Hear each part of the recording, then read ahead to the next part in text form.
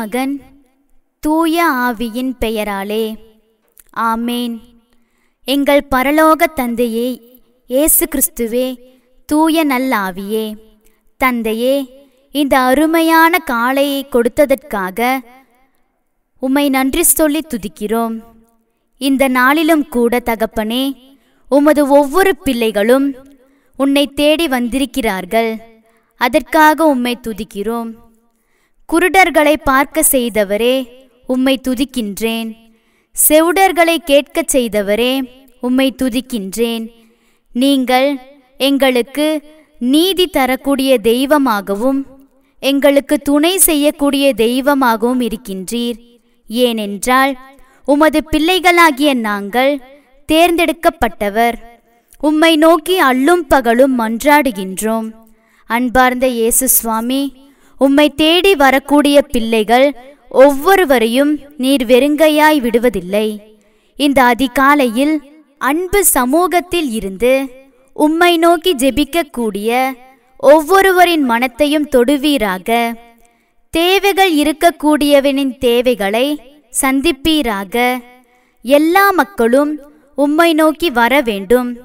ஜெபம் மட்டுமே விண்ணகத்தை திறக்கும் என்கின்ற ஒரு செய்தியை அவர் தெரிந்து கொண்டும் அது வார்த்தையின்படி நடப்பார்களா? துன்புற்று இருக்கக்கூடிய மக்கள் இறைவேண்டலினால் உம்மை நோக்கி கூப்பிட்டு கொண்டு இருக்கிறார்கள். அவர்கள் ஒவ்வொருவரையும் தொடுவீராக. தந்தையே, இவர்களுடைய கண்ணீரை துடைப்பீராக. நீர் இந்த நாளில் இவர்களுடைய ஜெபத்தை கேட்டு பதில் தரும்படியாக உம்மை ஜெபிக்கிறோம். எங்கள் ஜெபத்தை கேட்டதற்காக உமக்கு ஸ்தோத்திரம். மீட்பரும் இரட்சகருமான இயேசுவின் திருக்கரத்தில் ஒப்புக்கொடுத்து எங்கள் தூய கன்னிமரியாளின் வழியாக உம்மை மன்றாடுகிறோம். ஆமேன். வார்த்தையை என்னை காண செய்யும், திருவார்த்தையை என்னில் வாழ செய்யும். வார்த்தையை என்னை காண செய்யும், திருவார்த்தையை என்னில் வாழ செய்யும். என்னில் வாரும் தூய ஆவியே. ஆண்டவர் உங்களோடு இருப்பாராக. புனித லூக்கா எழுதின செய்தி அதிகாரம் 1 39 45 முடிய இறை வார்த்தைகள். அக்காலத்தில் மரியா புறப்பட்டு யூதயா மலைநாட்டில் உள்ள ஓர் ஊருக்கு விரைந்து சென்றார். அவர் சக்கரியாவின் வீட்டை அடைந்து எலிசபெத்தை வாழ்த்தினார். மரியாவின் வாழ்த்தை எலிசபெத்து கேட்டபொழுது எலிசபெத்து வயிற்றில் இருந்த குழந்தை மகிழ்ச்சியால் துள்ளிற்று. எலிசபெத்து தூய ஆவியால் முற்றிலும் ஆட்கொள்ளப்பட்டார். அப்போது அவர் உரத்த குரலில், பெண்களுக்குள் நீர் ஆசி பெற்றவர், உம் வயிற்றில் வளரும் குழந்தையும் ஆசி பெற்றதே. என் ஆண்டவரின் தாய் என்னிடம் வர நான் யார்? உம் வாழ்த்துரை என் காதில் விழுந்ததும் என் வயிற்றினுள்ளே குழந்தை பேரு வகையால் துள்ளிற்று. ஆண்டவர் உமக்கு சொன்னவை நிறைவேறும் என்று நம்பிய நீர் பேறு பெற்றவர் என்றார். இது ஆண்டவரின் அருள்வாக்கு. இறையேசுவில் மிகவும் பிரியமானவர்களே, இன்னைக்கு சந்திப்பை பற்றி ஆண்டவருடைய வார்த்தை நமக்கு எடுத்துரைக்கின்றது. மரியாள் கப்ரியேல் சந்தித்த பொழுது இறைமகன் இயேசு கிறிஸ்து மண்ணகத்தில் பிறப்பதற்கு அது ஒரு காரணமாக மாறியது. மரியாள் தன்னை சந்திக்க வந்த சம்மனசுக்கு தன்னை அர்ப்பணித்தாள். அர்ப்பணிக்காமல் இருந்தால் இந்த சந்திப்பு பயனற்றதாக மாறி இருந்திருக்கும். பிறகு கடவுள் தன்னை சந்தித்து தான் பெற்றுக்கொண்ட பரிசாகிய பரிசுத்தாவியை சுமந்து அவள் மலைநாட்டில் உள்ள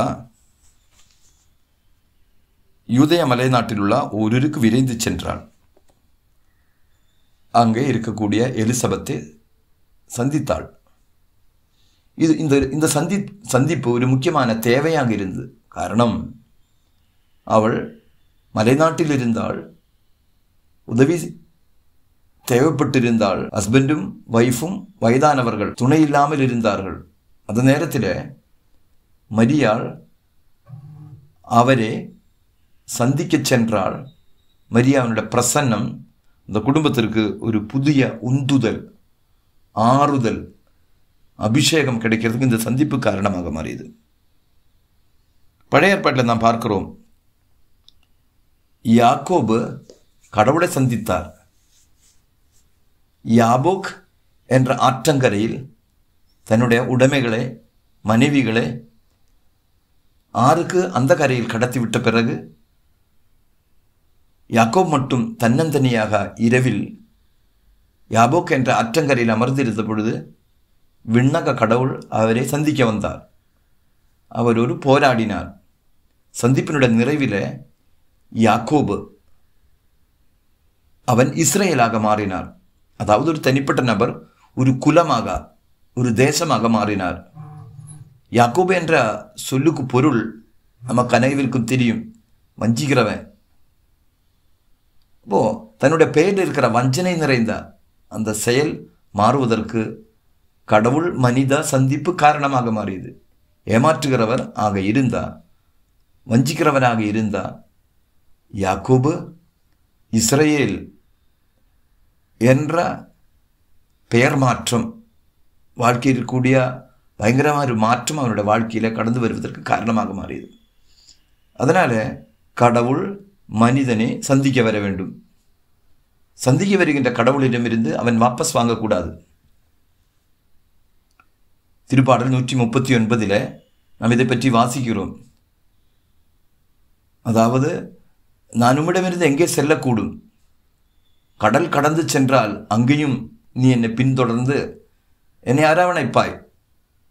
பாவம் வழியாக ஜெருசலமிலிருந்து ஜெரிகோ போனாலும் நீ என்னை சந்திக்க வருவாய்.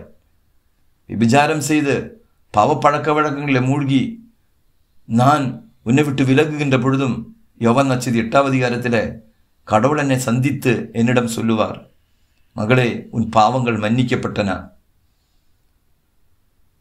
நீ சமாதானமா போ. யாக்கோபின் குளக்கரையில் அமர்ந்திருந்த இயேசு கிறிஸ்துவை சந்திக்க வேண்டுமென்ற எண்ணத்தோடு சமாரிய பெண் வரவில்லை. இருந்தாலும் அந்த சந்திப்பு பரிசுத்தாவை பெற்றுத் தருகின்ற சந்திப்பாக மாறியது. அவளுடைய 5 கணவர்களை பற்றிய சிந்தனையும் எண்ணமும் இச்சையான எண்ணங்களும் விட்டு விலகி தூய ஆவி என்னும் தூய தண்ணீர் அவளுடைய உள்ளத்திற்கு ஊற்றப்பட்டதனால அவள் நற்செய்தி பணியாளராக மாறினார். கிராமத்துக்கு சென்று இயேசு கிறிஸ்தான் கடவுள், கிறிஸ்துவென்று பாருங்கள் என்று ஒரு கூட்டம் மக்களை மறுபடியும் கிறிஸ்துவை சந்திக்கிறதுக்காக கூட்டிக் கொண்டு வருகிறார். அப்போ ஒரு கடவுள் மனித சந்திப்பு நமது வாழ்க்கையில் இருக்கக்கூடிய பலவீனங்கள் நம்மை விட்டு நீங்குவதற்கு காரணமாக மாறும். அது மட்டுமன்று அநேக மக்களை கூட்டிக் கொண்டு வருகின்றார். அப்போ கடவுள் மனித சந்திப்பு, நானும் கடவுளை சந்திக்கும் பொழுது நான் மட்டும் கடவுளை சந்திச்சா பத்தாது, மற்றவங்களுக்கு கடவுளை சந்திக்க வேண்டும் என்று சொல்லிட்டு மற்றவர்களையும் கூட்டிக் கொண்டு வருவார்கள். அப்போ அதனால இயேசு கிறிஸ்து நம்மை சந்திக்க வருகின்ற காலங்கள் கிறிஸ்துமஸ், திருவருகை காலங்கள். இப்போ இந்த காலகட்டத்தில் ஒவ்வொரு தனிப்பட்ட நபரையும் இயேசு சந்திக்க வேண்டும். உலகத்தில் இருக்கக்கூடிய எல்லா மக்களையும் கடவுள் சந்தித்து அவர்கள் உள்ளங்களில் படிந்துள்ள சிறை வழிபாட்டு திட்டாக இருக்கலாம், பாவ பழக்க வழக்கங்களாக இருக்கலாம், அடிமைத்தனங்களாக இருக்கலாம், பொருளாதார நெருக்கடியாக இருக்கலாம், இல்லை திருமண தடையாக இருக்கலாம், எல்லாம் விலகுவதற்காக இயேசுவே எங்களை சந்திக்க வாரும், எல்லா மக்களையும் சந்தித்து அவர்கள் உள்ளங்களை புதுப்பித்தருளும் என்று இந்த திருவருகை காலகட்டத்திலே நாம் ஆண்டவரிடம் வேண்டுவோம், மன்றாடுவோம். ஆமீன். ஆமீன். என்னை படைத்து பராமரிக்கும் நல்ல தெய்வமே, இந்த புதிய நாளில் உமது அருகில் வந்து உம்மை ஆராதிக்கின்றோம், ஸ்துதிக்கின்றோம், போற்றுகின்றோம். ஆண்டவரே, அகில உலகத்திற்காக நாங்கள் ஜெபிக்கின்றோம். எல்லா தேசங்களுக்கும், இனங்களுக்கும், மொழிகளுக்கும் அப்பாற்பட்டு உமது பிள்ளைகளாகிய மனித குலத்தின் ஒவ்வொரு பிள்ளைக்காகவும் இந்த காலை பொழுதில் மன்றாடுகின்றோம். உமது தெய்வீக இரக்கம் உலகின் மீது பொழியும். ஏனென்றால் ரோமையர் புத்தகம் 9ஆவது அதிகாரம் 16வது வசனம் சொல்வது போல், மனிதர் விரும்புவதாலோ உழைப்பதாலோ எதுவுமே ஆவதில்லை, கடவுளின் இரக்கம் காட்டுவதாலேயே எல்லாம் ஆகிறது. ஓ தெய்வமே, எங்கள் ஒவ்வொருவரின் மீதும் உமது இரக்கத்தை பொழியும். இடங்கை ஏது வலங்கை ஏது என்று தெரியாமல், உம்மை பற்றிய அறிவில்லாமல் உலகமயமான சிக்கல்களில் மாட்டித் தவிக்கின்ற பல லட்சக்கணக்கான மக்களுக்காக நாங்கள் ஜெபிக்கின்றோம். பலவிதமான தண்டனைகளில் இருந்தும், பாவங்களில் இருந்தும், ஆபத்துகள் விபத்துகளில் இருந்தும், இயற்கை சீற்றங்களில் இருந்தும், வரப்போகின்ற யுத்தங்களில் இருந்தும் இன்றைய நாள் உலகத்தை காப்பாற்றும் ஆண்டவரே. தேசங்களில் சமாதானமும் ஐக்கியமும் உருவாகட்டும். ஆண்டவரே, சிறு பிள்ளைகளை நீர் ஆசீர்வதியும். படிக்கின்ற பிள்ளைகளுக்கு ஞானமும் புத்தியும் மாற்றலும் நீர் தாரும். ஒவ்வொரு பிள்ளைக்கும் வயதிற்கேற்ற பக்குவம் நீர் தாரும். பெற்றோர்களுக்கும் குடும்பத்திற்கும் சமூகத்திற்கும் ஆசீர்வாதமான மக்களாக அவர்கள் வளரட்டும் ஆண்டவரே. நல்ல தெய்வமே, இளைஞர்களுக்கும் இளம் பெண்களுக்குமாக நாங்கள் ஜெபிக்கின்றோம்.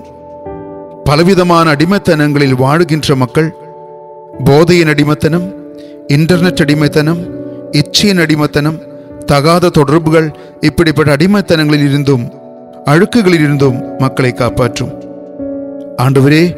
குடும்பங்களில் சமாதானம் நிரம்பட்டும் ஆண்டவரே. கணவன் மனைவி உறவுகளை ஆசீர்வதியும். பொருளாதார தேவைகளை பூர்த்தி செய்யும். நோயாளிகள் குணமாகட்டும். வேலையில்லாத மக்களுக்கு வேலை வாய்ப்புகள் உருவாக்கி தாரும். எல்லா அர்த்தத்திலும் நிறைவுള്ളൊരു நாளாக அமையட்டும் ஆண்டவரே. ஆண்டவரே, வாழ்க்கையின் மனமாற்றத்தின் நாளாகட்டும். இன்று அறிவு தெளிவின் நாளாகட்டும். கடவுளை தேடி அர்த்தமுள்ள வாழ்க்கைக்கு இன்றைய நாள் துவக்கம் குறிக்கட்டும் ஆண்டவரே. பெரிய பெரிய எதிர்பார்ப்புகளோடு ஆண்டவரின் அருகில் வருகின்ற ஒவ்வொரு மகனுக்கும் மகளுக்கும் மகிழ்ச்சியும் சௌக்கியமும் விடுதலையும் அனுபவிக்க வரம் தாரும் ஆண்டவரே. இந்த ஜெபங்கள் அனைத்தையும் எங்கள் ஆண்டவராகிய கிறிஸ்து வழியாக உம்மை மன்றாடுகின்றோம். ஆமேன். ஆண்டவர் உங்களோடு இருப்பாராக. எல்லாம் வல்ல இறைவன், தந்தை, மகன், தூய ஆவியார் உங்கள் ஒவ்வொருவரையும் நிறைவாக ஆசீர்வதிப்பாராக. ஆமேன்.